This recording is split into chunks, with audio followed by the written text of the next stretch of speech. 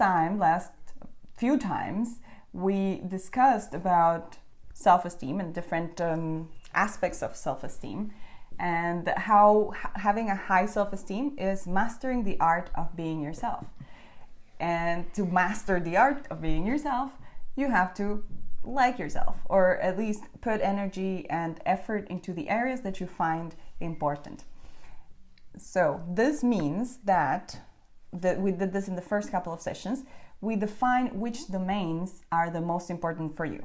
And this can be friends, the friendships or relationships. It can be the academic performance. It can be sports. It can be cooking, anything. And in that domain that you will want to develop yourself further, so you can increase your confidence in that area and consequently increase your self-esteem, because you're developing in the areas that matter to you. Do you want to do the strengths? And as next, we also looked into the strength that you as a person, as a character, have already, and that's a part where we did the via Strength Finder test. So you can also see it in the other live stream, the other post that we did before, where you just fill in a couple of questions and then you get areas in which you're good, like just strengths that you might seem as, oh, that's natural to you, but which are actually strengths that you can use for yourself and that you can build upon. So you already have a foundation, a fundament where you can really that just increase those skills rather than building something from new. And the next part is basically building on top of it, which is the modeling part. So there we discussed that you can just look out for other people that are exactly having the skills that you want to have, or just having those things that you admire in other people, and just try to model what they're doing. So try to get their behavior, try to figure out, okay, what are they thinking, how are they doing this, and just try to use those skills for yourself. Sounds pretty easy. It was simple, but it's not really easy. So that's the part what we went in last webinar. So you can watch that again if you want to. Mm-hmm. And as you just said, we're gonna dive into now what's going on within your head with the inner monologues, what the voice that is speaking to you all the time. And before we do that, we have a wake-up ritual every time. Yes. And this time, Colina's going to do this. My turn. But first, addressing the elephant in the room. New setting. We're sitting down. We're trying something new. And also, Julian had a haircut. So those things happened. Thank you, Simona, for pointing that out. Okay. So the wake-up ritual, as usual, is to get us a bit centered and in the mood for receiving some new information. So we will start with 3 deep breaths. Try to get them all the way to your belly, and just get it through. Make it deep.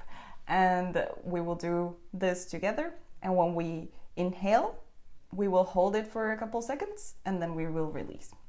Okay, so let's start.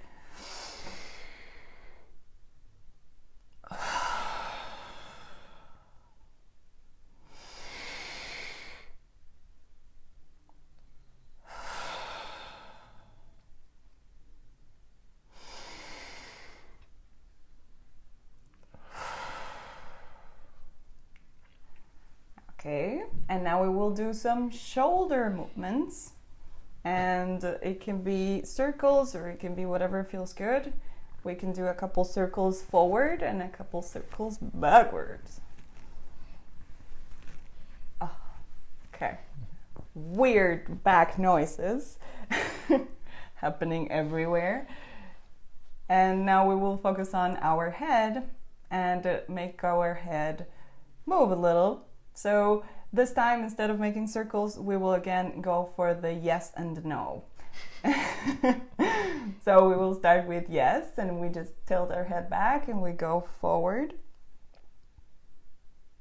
and backwards. And we do this 3 times at your own pace.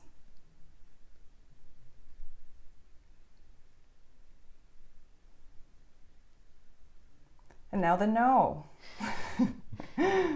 And we do the same 3 times. We look like robots. Okay, great. So hopefully you're a bit wake up now. Yes. And we're gonna start with, okay, what is the inner monologue? What is this thing that we're talking about that we want to address? And well, generally it's also referred to as the self-talk, but basically it's like this stream of constant things that are going on in your head. It's like, oh, you're thinking about maybe this person that's just walking by there, and the weather and whatever. It's often in your visuals or audio that you just refer to, and that triggers some thoughts, and you just go and wander along. And these are just things that happen automatically. And this is like, I guess, the basic thing to describe it. But there are also things that when something happens in your life to you, when you get feedback, when you think about an idea that you want to do, that the self-talk is either supporting you or is maybe robbing you of some energy that you want to do that or not. Mm-hmm. And so that is like the inner voice can support or it can take away the energy from whatever you're doing. Yeah. And the inner voice is there all the time. We might not realize it, but it's like telling you, do you remember to pay the bill? Did you remember that you need to take out the laundry from the laundry machine? Did you do this? Did you do that? Did you shower today? Whatever. It's telling you stuff all the time. And we just let it run. It's like a background noise that we have. And sometimes we listen to it and pay attention and go for what it's saying. And sometimes we just, let it go mindlessly. So today what we will do is grab a flashlight and shine a light on our inner voice. And it's going to be more related to self-esteem because this is a self-esteem series, but you can apply it for any inner monologue that you have. It doesn't have to be related to, well, how much you like yourself or how much of a cheerleader you are to yourself, or a downer and just like putting yourself down. That could also happen. But it can also apply to other things. It can also apply to, for example, when you want to achieve something and you want to use this inner monologue as a way of fuel it, or when you're having a conversation with somebody and they sort of trigger you in any way, in that case, then you can also use this awareness of the inner monologue to say, okay, I won't reply immediately and I won't reply with being triggered, but actually I will think about it and calm down before saying anything. So yeah, this is the self-talk, the inner conversations that we have in our head all the time. It usually sounds like us. It usually sounds like our voice that we project to the outside. It's interiorized. But many times, and this is quite strange, it can sound very neutral. It can sound like a narrator voice, or it can sound like somebody you know. And it is very individual, very personal.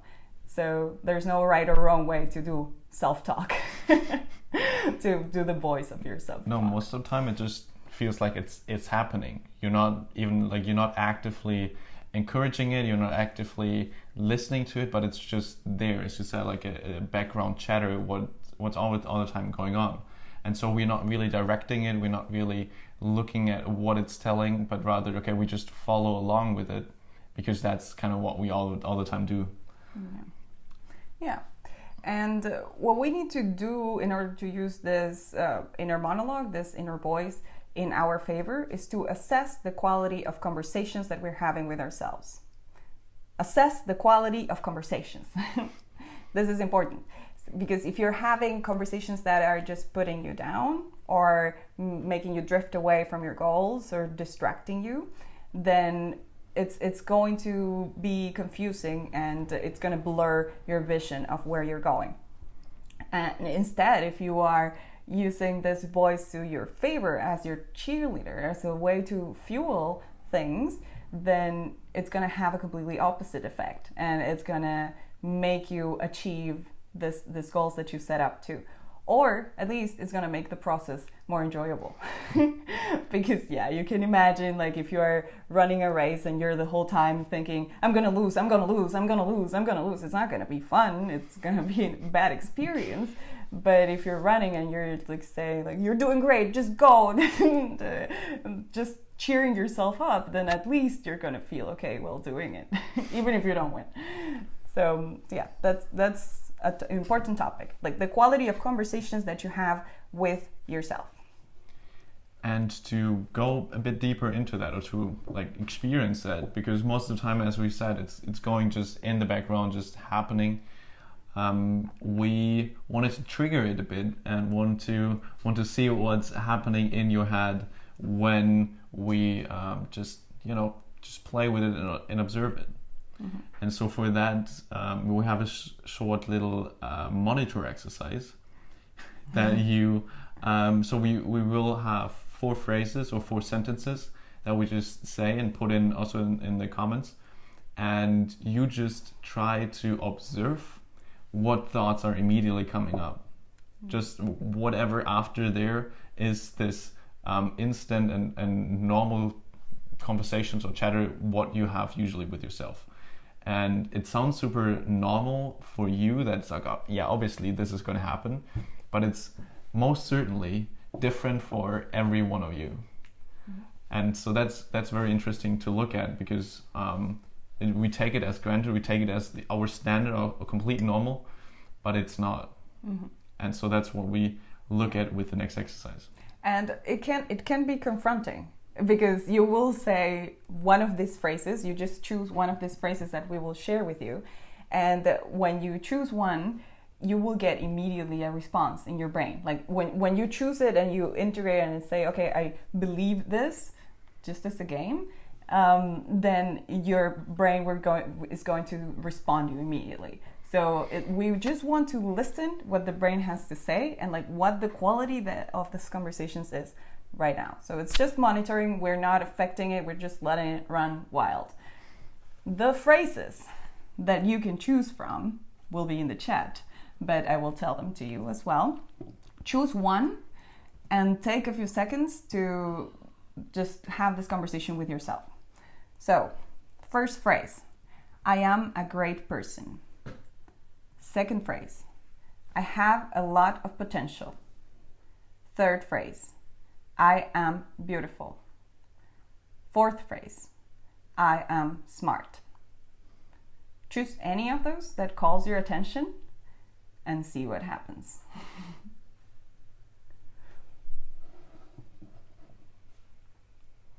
And if you feel like it's the whatever comes up is okay to share, or you find it funny or anything else, you can also write it in the comments so that you can see, okay, other people think completely different about it, just to see that there are different opinions about each of those statements. Yes. So we can share our experience. For example, with the I am beautiful, for me it's like the one that just gets me the most like distance, because immediately my brain is like, why do you care? Is it even important to be beautiful? Like, whose standards are you applying to yourself, and what is being beautiful, and all these things? It just drives me crazy and just like puts it in the back of my head, and like it's just like it becomes the I am beautiful just becomes nothing, something that floated away with the wind, and then it's substituted by this other conversation, ethical, philosophical conversation about beauty and what it is. So yeah, that's my inner monologue. And as we can see, some other people have exactly the same sentence also taken. And what now would be interesting is what triggers for you, or what other triggers are going on in your head when you hear this sentence, when this is getting started. Like, what you said, okay, what ethical standards, what it's not important, or whatever sentence comes up, that might be also interesting if you're willing to share that. Yeah. Now you have to share something. I have to share something. Which one I'm a great person. when I heard that the first time when we were talking about it, it was really that I didn't want to accept it immediately. It was just what was coming up. It's like, oh yeah, like kind of I'm trying, you know, but the standards are quite high, and like what are the standards, and I'm not sure what exactly great means, and what does it mean that do I have to do it 100% of the time, because I'm not always sure like whether I do that. It's like, so everything but I'm a great person comes up, and so that's just interesting whether this is a supportive voice. And as you can see with those statements, we chose them obviously on purpose, because they often trigger something that is like drastic and maybe also pulls you down, just to see, okay, that it might actually be not the most useful self-talk that we're doing to us all the time. Yeah. Or like it tells a lot about like how we rationalize things, or rationalize our way out of accepting that, or just thinking through that. So these are triggers. These are phrases meant to trigger you. So just don't feel bad if you say bad things to yourself. We also did when we first thought about them. And it is just to see, okay, what is happening. And we have plenty of comments. Yes, Simona had a similar thing that what we said, everything comes up, but that actually phrases, or this phrase, or after this phrase comes immediately something like but, that you immediately pushing it away. Oh, that's not true. I cannot accept it. This cannot, or that's not me. And that is something that immediately happens in our mind. Yeah. We like what we're doing is basically acknowledging it now and saying, okay, I tend to rationalize, or I tend to beat myself up, or I tend to run away from it, and to think about puppies or birds, something completely different. Like these are patterns that we have in ourselves. When we receive this information, we receive input, and we immediately process it, and the inner talk that happens in this processing, this is what we're looking at right now. And this is what we were saying before, that it can be helpful or harmful.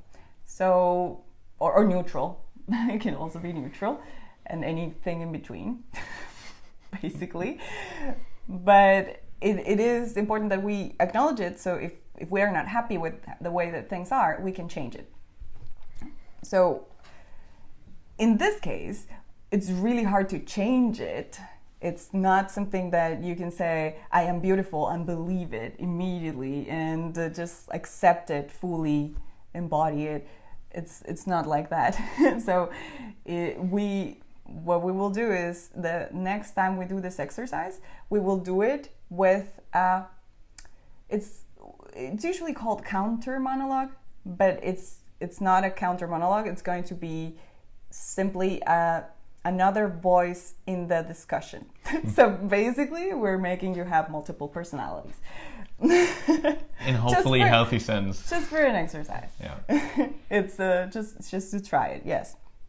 So before we dive into the second part, it's important that we acknowledge what kind of conversations are we usually having when, for example, we're working on something that we like, and then you can think, for example, oh, it's great, but I only have a little time to do this, or I could have done it better, or I am not performing at the top of my ability, or I should be doing something more productive instead of that's happening a lot. Singing or just dancing or whatever.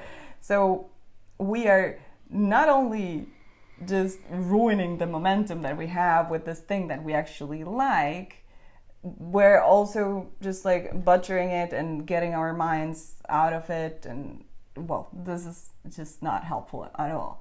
And it's important that we notice if we do these things, so we can either ignore them or counteract with this next exercise.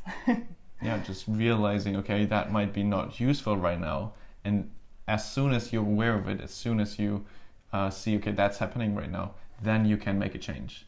But that's why we did this exercise at first, to realize, okay, those thoughts, those thinking patterns are happening. and now looking, okay, how can we make a difference, or how can we change that? And yeah, what you just said with the part of oh, I have not been productive, and then it immediately comes up, okay, you should have been more certain, you should have been more persistent with what you have done, you could have done this and you could have done that. And this is just at least to me happening quite often. And there is really just to as an example how it can be different, because that's something maybe like a lot of people have. I could have done this or should have done more, maybe like that. It doesn't help you then in the future anymore. It's just like really making you feel bad when you have this self-talk with yourself.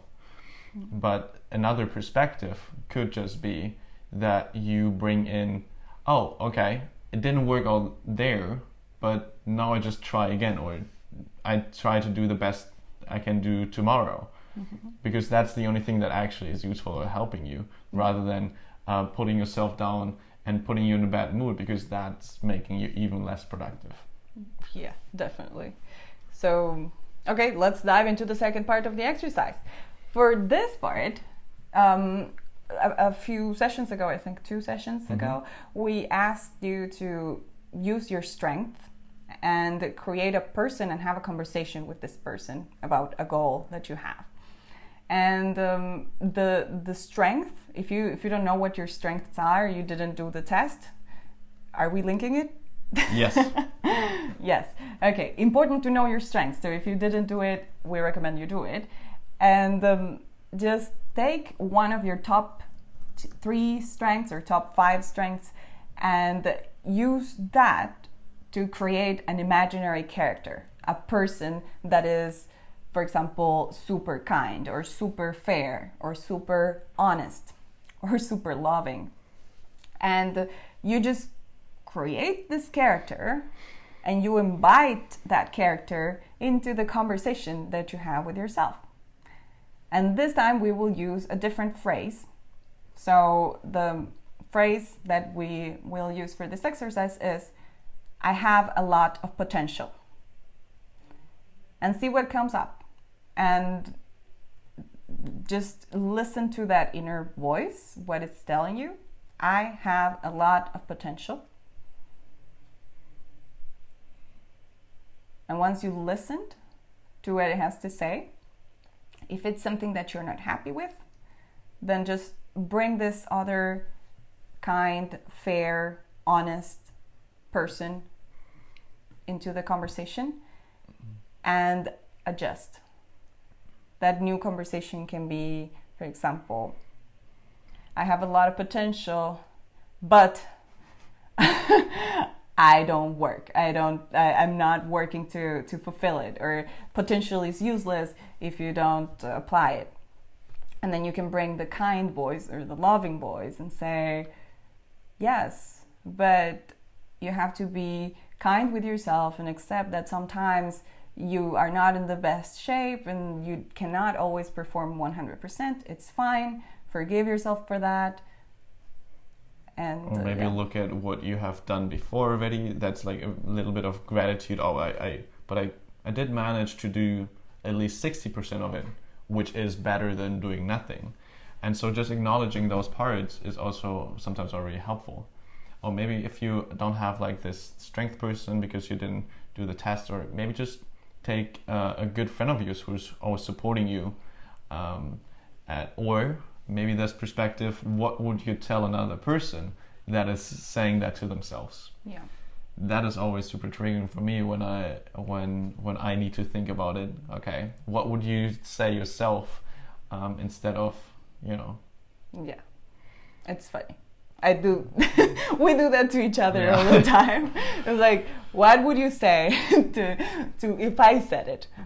And it's like, that's not fair. That doesn't count. It's just doesn't work.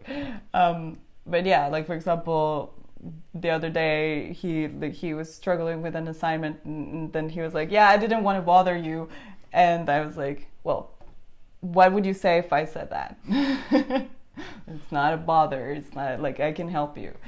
So yeah, it's more like having this kindness or this openness or this patience that we have for others, having it for yourself. So basically you can counter this monologue with either the imaginary person that is the strength, a friend, family member that is super caring and usually has good insights.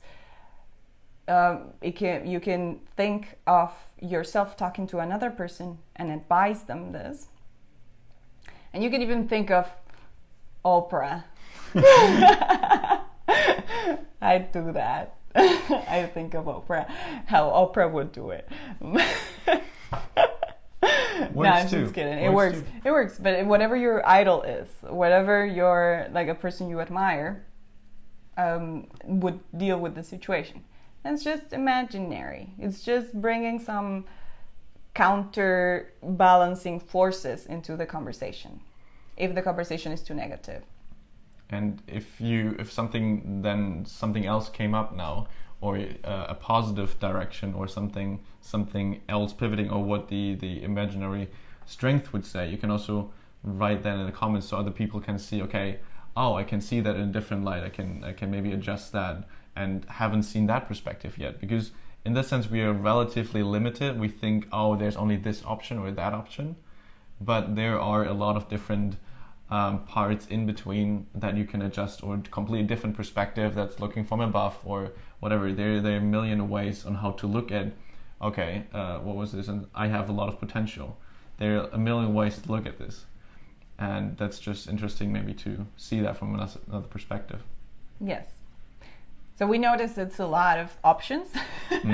We just want to provide all the options that we can think of, and then you choose the one that works best for you. And this is great for this exercise, but it's also great for general use. So if you catch yourself at any point being too negative or getting stuck in a thinking pattern or something, you can try these things.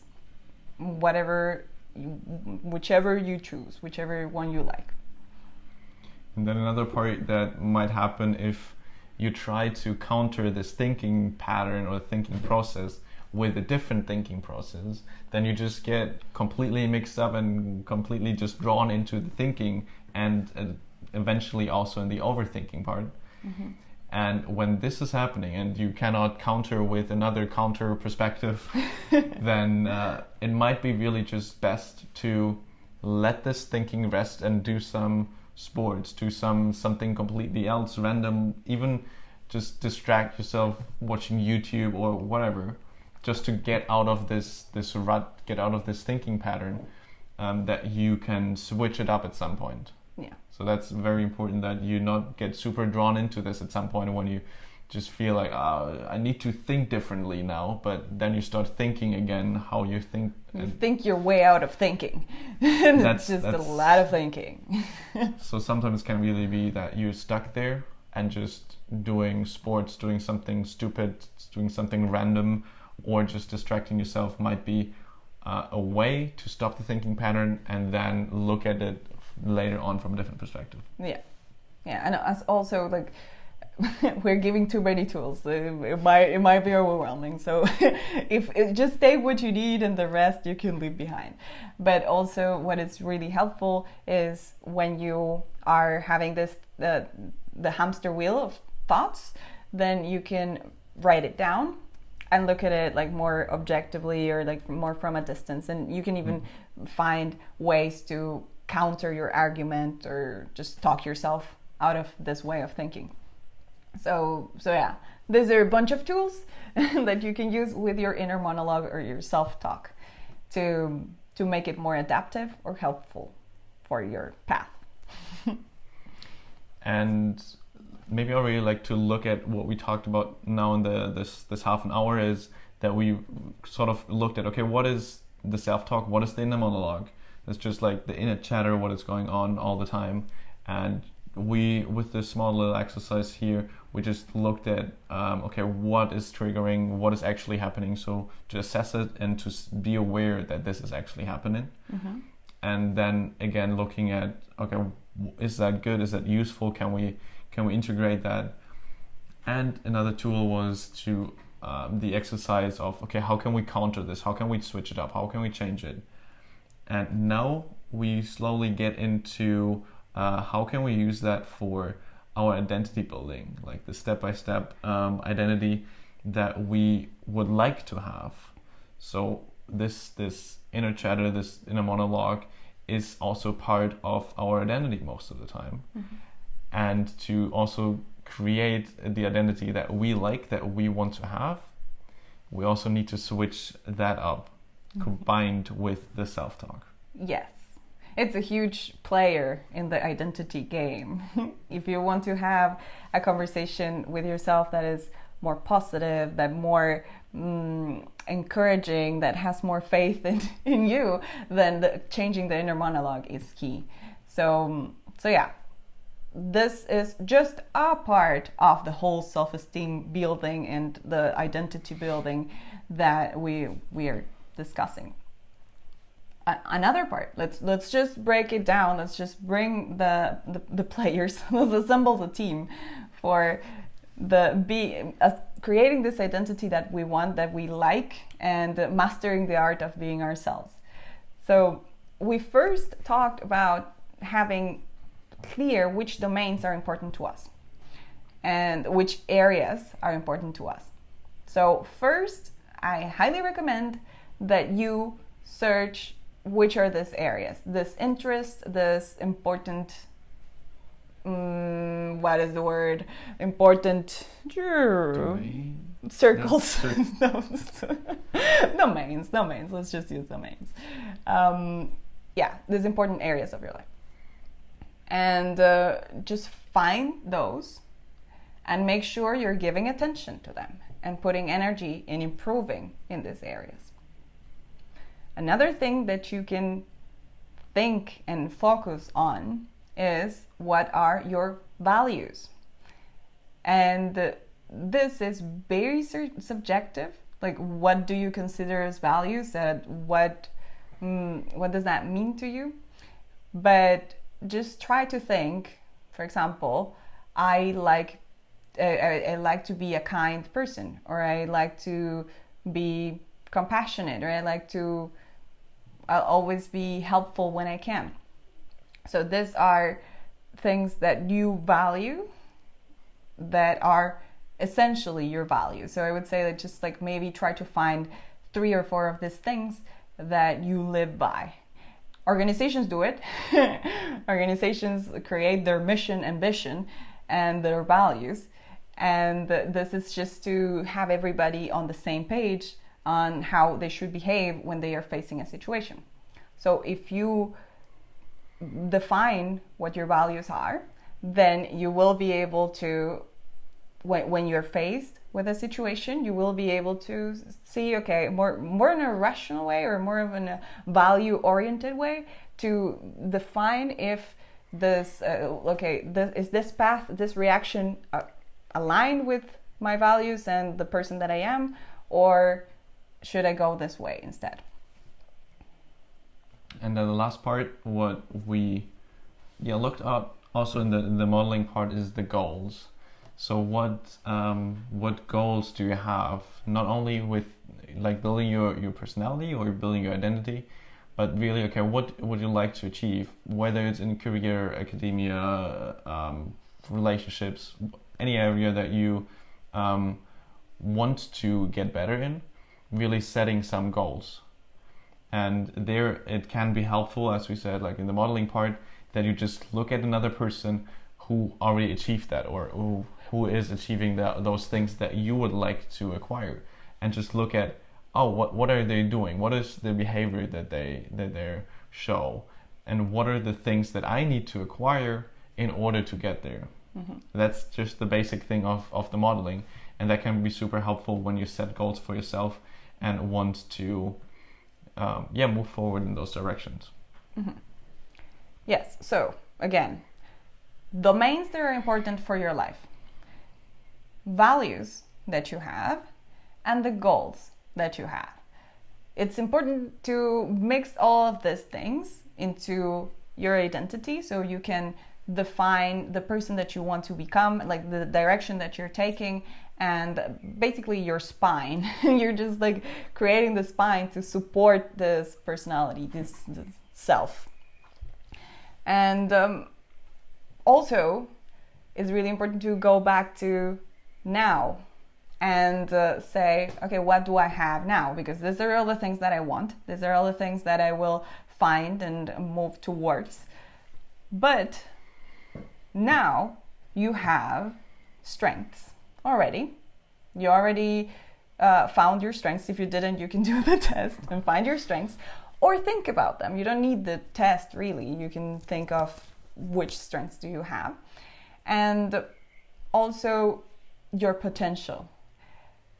And this is a huge one because everybody has infinite potential. It's so huge. You can achieve whatever you set your mind to if you are with the right mindset, with the right goals, and the right environment. So there's a lot of things that need to happen.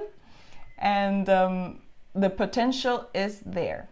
The potential for you to be a world-class singer is there. You just need to be willing to go through the hassle of getting there. But if your goals or your ambitions are more, well, let's say, immediate or like on a lower scale than just being a worldwide singer, then in that case, you also have the potential to achieve that, and it's probably even easier to find a path to get there. It's funny when you said, okay, you have the potential to become a world-class singer immediately. No, but not you. But I don't. To you. I don't. That's interesting. Yeah, I had the same. That was insane. Like, nah, a lot of work. So it's happening to everyone, and those things are just like, once you start observing that, it might be super, super helpful when you have a goal. For example, you want to get super good at a career, but then you have a belief or you have immediate thinking pattern that's stating, yeah, but you will never be good at presenting or be a good leader in this position. Well, that it's super hard then to achieve if you think it will never happen, and you're really yourself putting some blocks in your way. So there, it's just like the starting point, becoming aware of those things that are happening in your mind, and then being able to counteract them with any of those tools, whatever you like the most. Yeah. And do you want to tell the cookie jar? The cookie jar. The cookie jar. That's a nice picture I got from Goggins. He's like a super insane dude who just does anything. Insane good. In a good way, yes. That he sets himself to a lot of things, and just sort of extreme sports guy.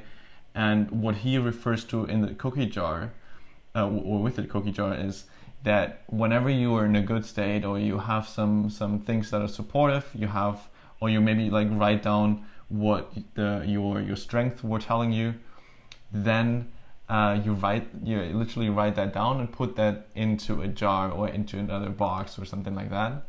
And you just, whenever you feel then down a bit, or you feel like cannot get out of those thinking patterns, you just grab into this box or in this cookie jar and read this statement of whatever you had then as a counteract in this exercise that can lift you up again, that can get you out of this thinking patterns, and just a physical reminder. Hey, you actually thought already about good stuff about yourself, so why are you talking yourself down right now?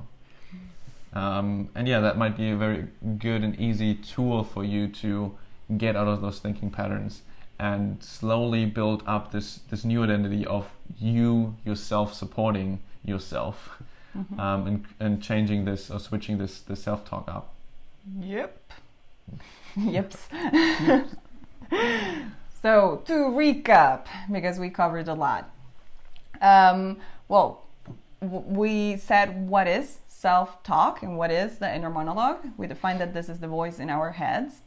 We also said that this can make you or break you. So just if you are down and you're trying to put yourself downer, you will accomplish that. But if you're down and you're trying to put yourself upper, then you with with a positive self-talk, then you can probably at least feel a little better or find a way out.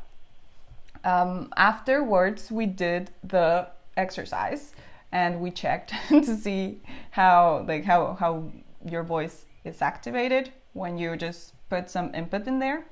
And well, it's completely normal. We all have it. There's not one single person in the world that doesn't have this inner conversations. This is how we think. And then it's about, okay, is the quality of the conversations that I'm having with myself in alignment with how I want it to be? So just to notice that.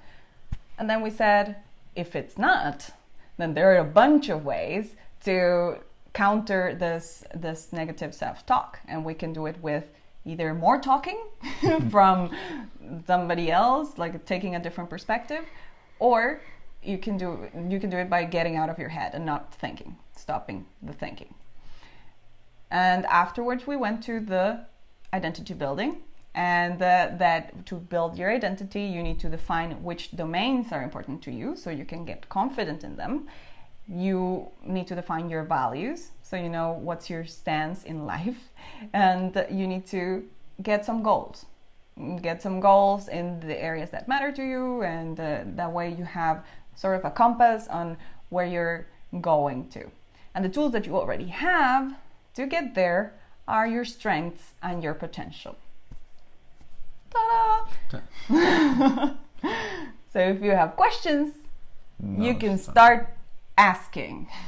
Yeah, now's the time to, whenever something came out was not clear, or where you need another tool, or where you feel like, okay, those tools might not be enough, or you want to switch it up, or have any other idea on what could be done as well, you can just write it in the comments and let others and us know. Yes. And while we wait for that, I can share an inner monologue story. Go ahead, yeah. That I have, yes. It's from my childhood, so we will go back really far. The story my mom told me, because I don't even remember it. But when I was little, I was around 4 years old, 4 years old. And my parents had a beach house. And it was like in a very rustic kind of town that only had a few houses, and the path to the beach was wild. It didn't have like a proper path, and when you were going to go down to the beach, you would need to jump off a small cliff. And this for adults, it would feel just like a step, just like stairs, and they would just like jump or go down. And for me, as a 3-year-old or 4-year-old, it was this huge leap of faith that I didn't even know if I was going to survive. So every time that I would go there and I would stop at the border of the cliff and look down, my mom would tell me, "Go on, go daughter, you can do it." And then I would just gather strength and jump, and I would do it every time that I went to the beach, and over and over again. My mom would go, "Go daughter, you can do it." And that was my way of going down the cliff. One day my mom had to travel to the city to work, and then I was left with my grandparents. And I went down to the beach with them, and when I got to the cliff, there was no mom to cheer me up.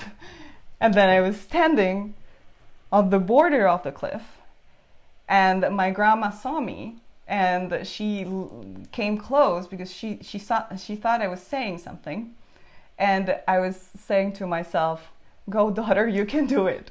Go daughter, you can do it. Go daughter, you can do it." And I jumped.